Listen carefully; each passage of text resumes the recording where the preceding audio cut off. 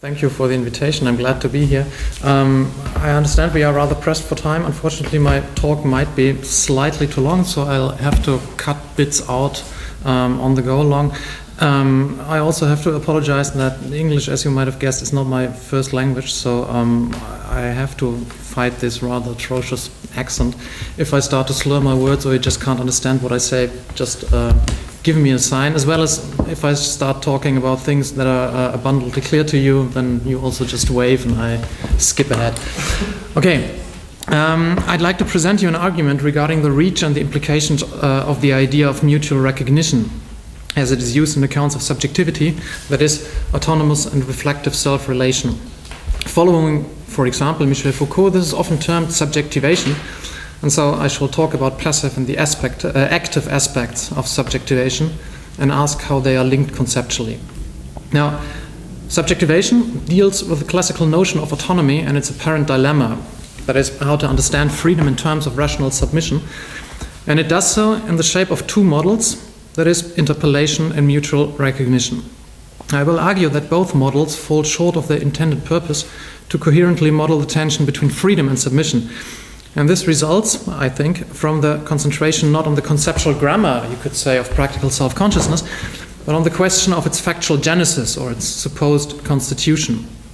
And I suspect that there is a strong elective affinity between my topic now and at least two strands in contemporary philosophy, namely Neo-Aristotelian naturalism on the one hand, authors like Alistair MacIntyre or Philippa Foot, and certain kinds of meta-ethical constitutivism as developed, for example, by Christian Korsgaard, David Velleman or Sebastian Rödel. So although in what follows I will only speak about authors like Althusser, Judith Butler and Hegel, I'll gladly follow up on this connection during the discussion if there's interest. I shall proceed in 4 steps. In the first step, I will sketch the so-called paradox of autonomy, and I propose that this paradox suffers from being misunderstood as a theoretical paradox, whereas actually it articulates a practical tension. Now, the tropes or models of interpellation and recognition, at least on a certain reading, propose to resolve this tension by explaining its development. And I will take issue with such a constitutional reading of interpellation and recognition in steps 2 and 3, arguing that they, although tempting, are ultimately neither necessary nor sufficient to understand the conceptual form of practical self-relation. And my brief conclusion will be that the proposal that Hegel's notion of forgiveness, on the other hand, both does offer the means for such an understanding and does away with constitutionalist fallacies. So, first step, autonomous self-relation or the paradox of autonomy. The concept of subjectivation explains how human beings are authors and causes of their thoughts and actions. That means it purports to make transparent this authorship not as a title or property, but as a process. Human beings are subjects of their acts and judgments, in that they either make themselves or that they are being made subjects. They never just are subjects, but are always becoming subjects. Thus, the term subjectivity does not denote a property of some substance, it rather denotes a practical mode of self-reference, that is, a way in which agents relate their own agency to themselves and to others. We understand what it means to be a subject if we can negotiate between understanding a person as being the author of herself and understanding her being a person as the product of processes of subjectivation. Both these perspectives for themselves cannot explain what it is to become a subject, that is, author and cause of one's own actions and judgments. For either a subject is already what it should become, an author of its own becoming, or it is not yet a subject and it remains mysterious when and how it takes the crucial step of self-constitution. We are thus presented with 2 directions of fit, you might say, which contradict each other, but both seem necessary to understand how it is conceivable that subjectivity comes about in our practices or in our forms of life. Now, of course, this idea of subjectivity is intimately linked to the idea of autonomy, which seems indispensable for us moderns to conceive of personhood, freedom and emancipation. And of course, autonomy in Kant's famous words from the groundworks of the metaphysic of morals is, I quote, the idea of the will of every rational being as a universally legislating will. Modern subjectivity, Kant reasons, consists in understanding the person as not merely following a rule or a law, but as placing oneself by one's own free will under the rule's jurisdiction. To conceive of a rational being is to conceive of her as self-legislating, and, I quote, just on account of this as subject to the law of which it can consider itself the author in the first place. This phrase, of course, famously spawned the suspicion of a paradox of autonomy, which consists in the self-legislating subject just becoming what it already has to be. Let me quote Terry Pinkert, who writes, "If the will imposes such a law on itself, then it must do so for a reason, or else be lawless. A lawless will, however, cannot be regarded as a free will. Hence, the will must impose this law on itself for a reason that then cannot be self-imposed, since it is required to impose any other reason." So, if the result of self-legislation is the inauguration of the free subject, then it cannot already be what it is only about to become. Hence, the act of self-legislation cannot be understood as the free act of a subject, but rather as a heteronomously induced submission resting on external reasons, which paradoxically leads to the subject's deliverance. Pinkert's assumption seems to be that self-legislation is a veritable mental act, something that we can veridically ascribe to rational agents, something that subjects do, and moreover as an act which contains different stages or phases. If that is correct, then the paradox of autonomy is even more menacing than Pinkert takes it to be, because it identifies submission and heteronomy at the very heart of the ideas central to our self-reflection, and puts the idea of acting well on the line. It seems thus reasonably to ask, as for example Judith Butler does, and I quote her, "How can it be that the subject, taken to be the condition for and instrument of agency, is at the same time the effect of subordination understood as the deprivation of agency? If subordination is the condition of possibility of agency, how might agency be thought of in opposition to the forces of subordination?" End of quote. So, the idea of autonomy, and hence the idea of agency, combines two horns of a dilemma. On the one hand, the practical knowledge an agent has of her acts is, as Anscombe famously put it, the cause of what she understands. On the other hand, the forces of subordination are not external to, but essentially belong to agency. What does this reformulation entail? Let me highlight three aspects. First, I think it becomes apparent that self-consciousness as the prototype of reflective self-relation is not, or at first, or not essentially, an epistemic relation, but a practical relation. It is epistemic only insofar as a person actually, in practice, or as Hegel would have specified, wirklich in opposition to real, relates herself to herself. So what is at stake here is the actuality of being a subject, the process, or rather conduct, of this conflictual reform.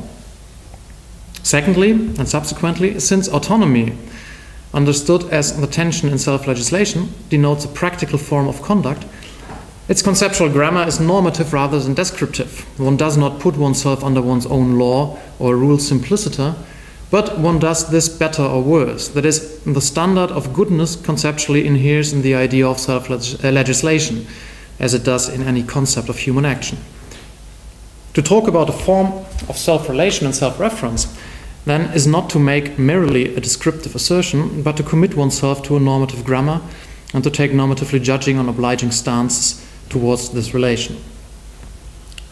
So, thirdly, if we are to avoid the paradoxical shape that the idea of autonomy took in the rendition of Terry Pinkert, then the term self-legislation as an articulation or denotion of the process we have in mind cannot be understood as a resultative. Resultative processes or acts are structured toward their goal or their telos, the telos they facilitate or bring about and in which they terminate.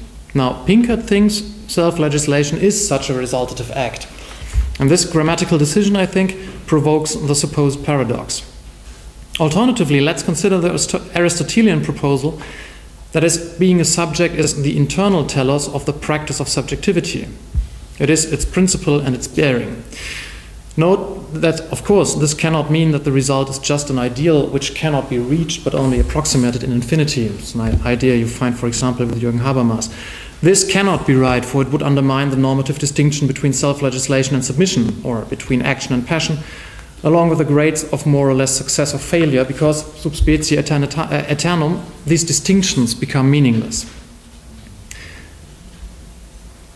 Now, you will have noticed that between the second aspect and the third aspect I just mentioned, the paradoxical tension just returned, for it is profoundly unclear how one could hold both the idea of a normative process of becoming a subject and at the very same time deny that this process be understood as a resultative. This is where the ideas of interpellation and, conversely, recognition come in, because both ideas try to elucidate how the norms to which one appeals in judging forms of self-relation are present and actual in the power relations of our everyday practices and the actuality of second personal relations. So I'll follow up on these two aspects, first saying something about interpellation, then about recognition. Polation. Excuse me? Polation. Interpellation. Interpellation. This is the term that famously Louis Althusser proposed. As you know, he grounds the idea of a free autonomous subject just in its heteronymous submission. And his version of the paradox of autonomy reads thus, I quote, it's a famous quote you can read everywhere: all ideology hails or interpellates concrete individuals as concrete subjects by the functioning of the category of the subject. This interpellation can be imagined along the lines of the most commonplace everyday hailing, "Hey you there." Assuming that the theoretical scene I have imagined takes place in the street, the hailed individual will turn around. By this mere physical conversion, he becomes a subject. Why?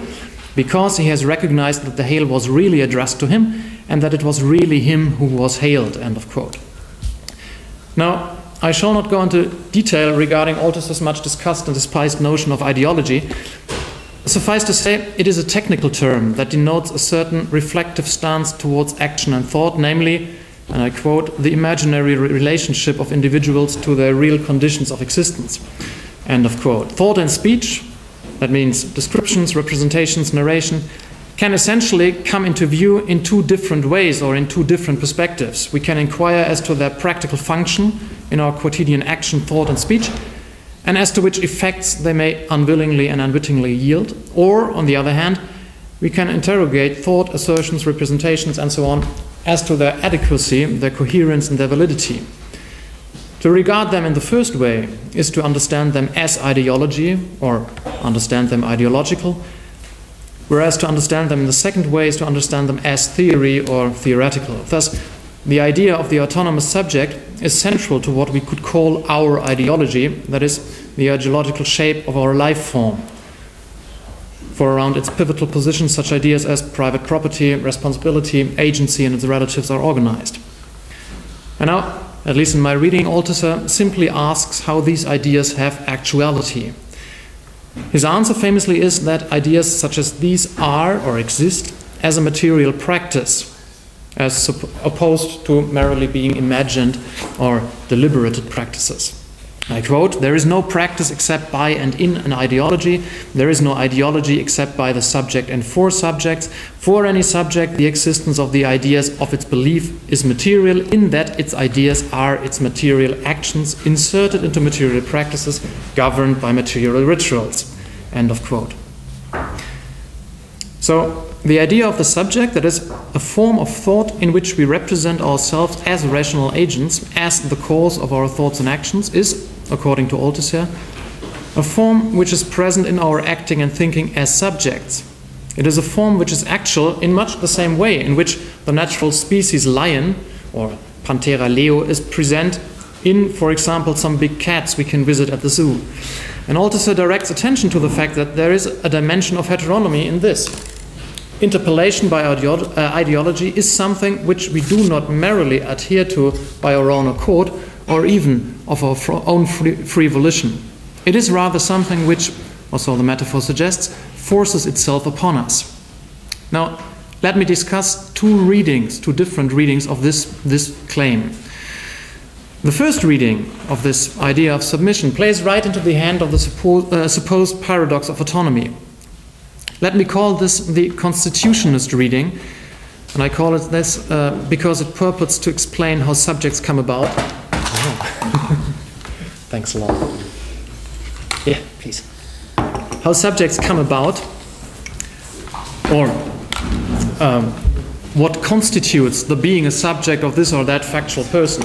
Now, on this reading, one would be interested in understanding how it comes about that, for example, an infant becomes a subject or a stranger becomes member of a community.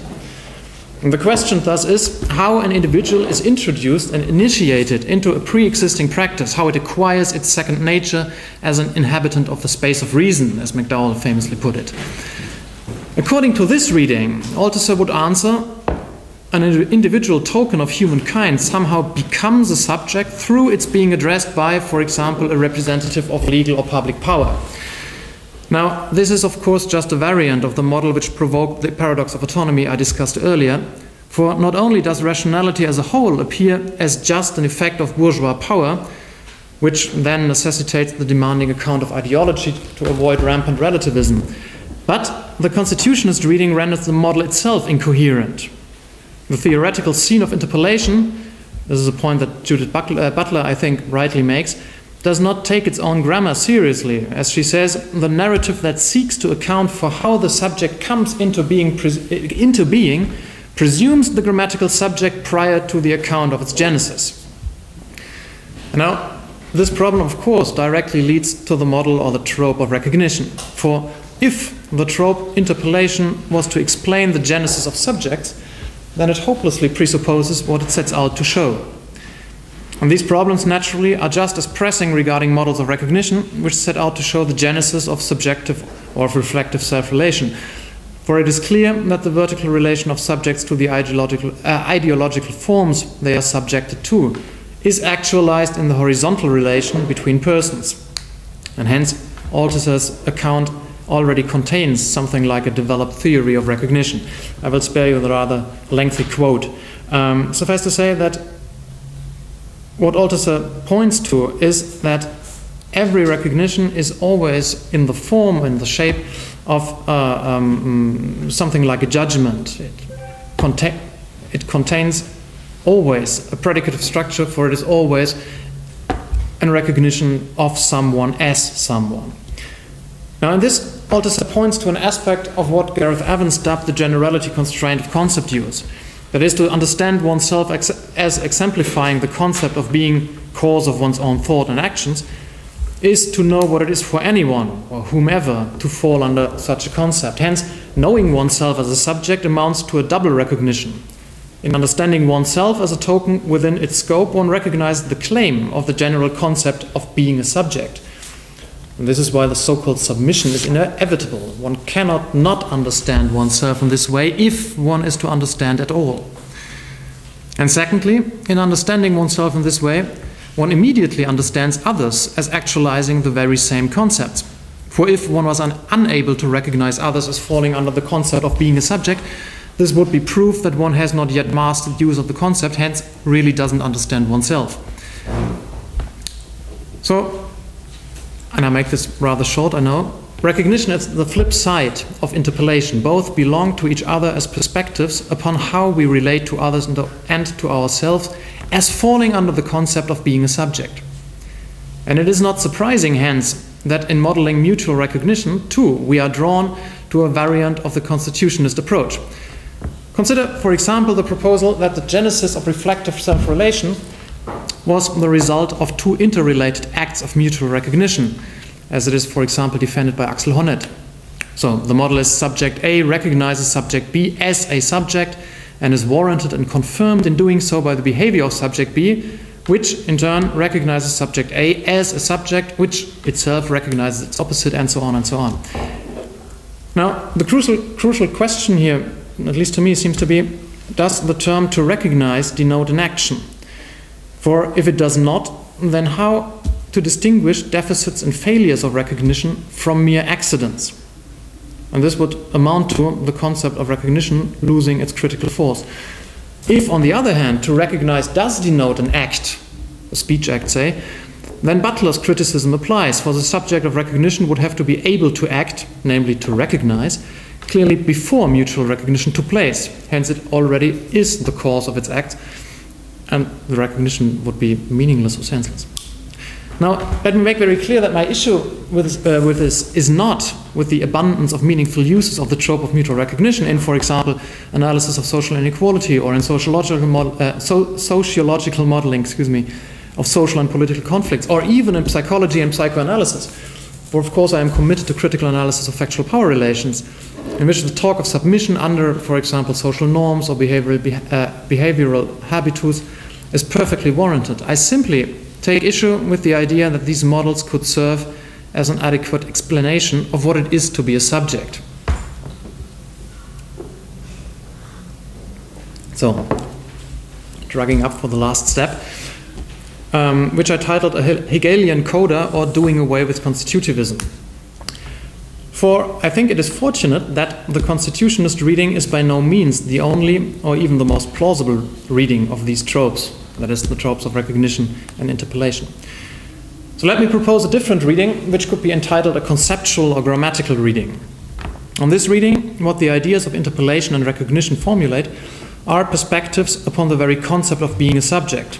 They are, in Wittgensteinian terms, grammatical remarks which do not purport to solve some theoretical problem, for example, explain the genesis of subjectivity, but rather to give a clear picture of what that means. Hence, when Althusser talks about an incessant, eternal practice of ideological recognition, it seems plausible not to envisage some kind of blind directionless processing, which of course is an idea which leads directly to the logical problem implied in tropes of infinitesimal approximation, but rather to understand that the process of interpellation does not comply to a resultative grammar. That is, incessant means, that it is incessant, this process, that the process is incessant, means that it is meaningless to ask for the time or the conditions of its cessation. And this serves merely as a reminder that we are never immune to the question of how well we actually fit our concept of an autonomous agent, because the possibility of failure is inscribed in our practical uses of these concepts. Or, put another way, the trope of interpellation serves as a critical condition against the mere abstract Kantian ideology of arbitrary freedom from constraints, as, on the other hand, the idea of autonomy serves as a reminder against the ideology of moral skeptics and social determinists. Both tropes, then, do not provide conditions of successfully becoming a subject. They rather elucidate what it means to entertain the idea of being a subject at all. Both tropes, the conceptual form, which is present in our quotidian conduct, and which is rendered adequate in our practices insofar as it is by using this conceptual form that we reflect upon and judge our performances.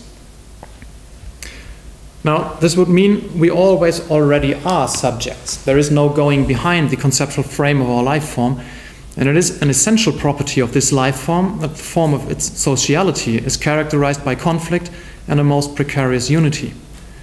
The tension between the perspective on recognition and the perspective on interpellation, respectively, simply mirror a practical tension that belongs to the very nature of, I would say, bourgeois capitalist reproduction, taken merely descriptive. Only if we long for a theoretical account which promises to resolve this practical tension can we be tempted to conceive of subjectivity in an abstract fashion and then be shocked when the practical tension seems to grow into a full-blown paradox. Let me phrase this idea another way. The fault does not lie with the idea of autonomy, but with our understanding of it. Paradoxes exist as a veridical antagonism of statements or assertions. So to say, their habitat are theories and relations of theoretical speech acts, but we are not concerned with the paradox, but with the practical tension. Accepting that the idea of an autonomous subject is indispensable does not explain the way in which actual human persons relate to this idea. For the fact that it is rationally indispensable to conceive of oneself as an autonomous agent precisely includes the fact that this characterization formulates a claim that we answer to, and we do answer so in a certain way, that is, better or worse. And this is what eludes a merely theoreticist approach. Part of autonomy lies in the ability to relate oneself to this claim, to the claim of the concept of autonomy, and to be able to interrogate oneself as to the quality of one's compliance or resistance. But this presupposes to imagine the claim as interpellative, as something objective which demands submission. I mean, this is the nature of a conceptual claim, that it is objective and demands submission. The trope of interpolation highlights just this feature of rational demands, and thus keeps alive the suspicion that a rational practice may not live up to its own standards, or does not allow for succeeding self-relation. And since this suspicion is always possible, the practical tension between the autonomous and interpolated aspects of self-relation can only practically be negotiated. And this would be just what counts as an emancipatory practice. I'm talking rather fast. Is that possible? Okay. I'll try to dial down a bit. How then could such a practice, such an emancipatory practice, ever hope for success? Or from whence, in other words, does the notion of a successful autonomous self-relation, or classically, from whence does the idea of eudaimonia stem, if we preclude ideologies which rely on provenance or utopian resolution?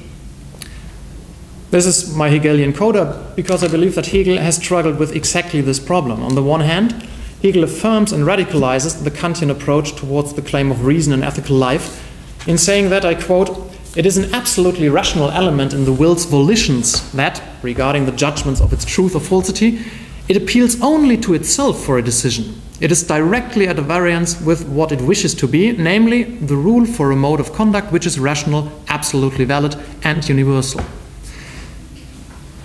Hegel calls this form of thought, which is concerned with the rational demands of norms, conscience.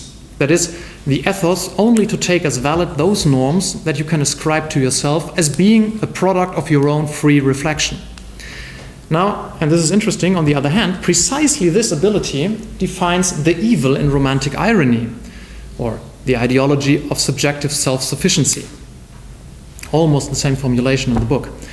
Now, how can this be combined with the idea of self-consciousness as mutual recognition, or as it famously says in the Phenomenology of Spirit, self-consciousness exists in and for itself when and by the fact that it so exists for another, that is, it only exists in being acknowledged, so it is I that is we and we that is I.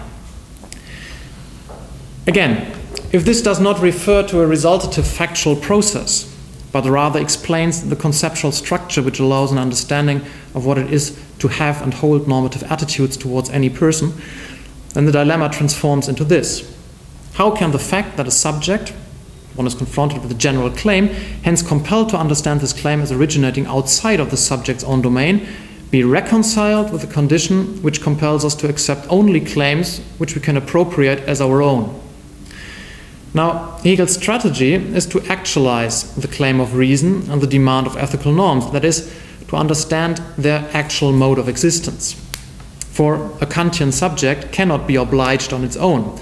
It is you, another person, to whom I have an obligation or have made a promise, etc., in short, to whom I find myself actually and by personally related.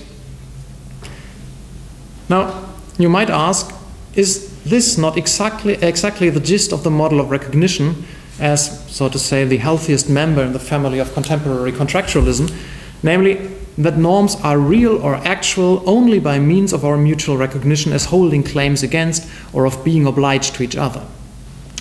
I would argue that no, even if we do not understand the model of mutual recognition as providing criteria of successful establishment of a norm, but merely as a conceptual explanation of its actuality, there still remains a subtle yet essential difference in the manner in which the other person involved is referred to, that is, a difference in the logical grammar of relating oneself to the other person. And I think we can bring out this difference by highlighting the difference between saying, I am obliged to you, as in, I promise you that, or in saying, on the other hand, there exists an obligation towards someone, for example, this person, or I recognize that someone, for example, this person, you, has a claim against me. In other words, it is the subtle difference between thinking of you, an actual concrete person to whom I address my thought and speech in a second personal stance, or to think of a general claim which is present to me through being embodied by someone, in this case, but only accidentally, that is not essentially related to the claim in question, you. And Hegel puts quite a strong emphasis on this grammatical difference between relating to another second personally or relating to something, for example another person, third personally. For it is only in understanding the second personal relation to you that we understand the actuality of our common normative practice and understand what it means to actually partake in this practice without merely being submitted to it. We thus understand the actuality of normative communion, or as Hegel says, the sittliche Idee. But of course Hegel full well realizes that nonetheless, whenever we would try to elaborate on how exactly this works, or how in detail this ought to be understood, we are always in danger to fall prey to the pull of the language games in which the tropes of mutual recognition or of interpolation offer. That is, to revert back to descriptions of the constitution of subjectivity and interpersonal relation. And I think that this thought appreciates the point some phenomenological and deconstructivist authors have stressed, namely that there might be fault with the idea that recognition automatically amounts to a predicative judgment of sorts, which includes the bestowal of some normative title, or in short, that recognizing someone automatically amounts to recognizing her as this or that. For recognition as something, or recognition understood as possessing a predicative structure, formally is indistinguishable from descriptions in a third personal perspective. Thus, if we understand our interpersonal relations by means of this picture, we necessarily, by force of logical grammar, fall short of what we were in fact looking for.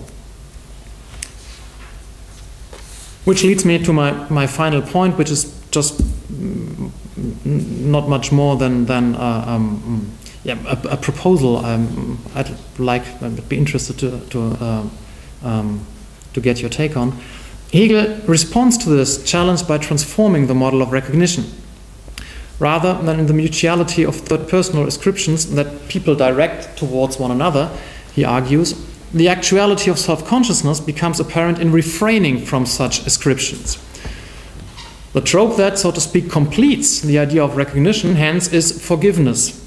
This means recognition is not best understood in looking at the ascriptions which are implicit in every recognition as something, but rather in letting go such ascriptions without revoking the rational acknowledgement of their adequacy.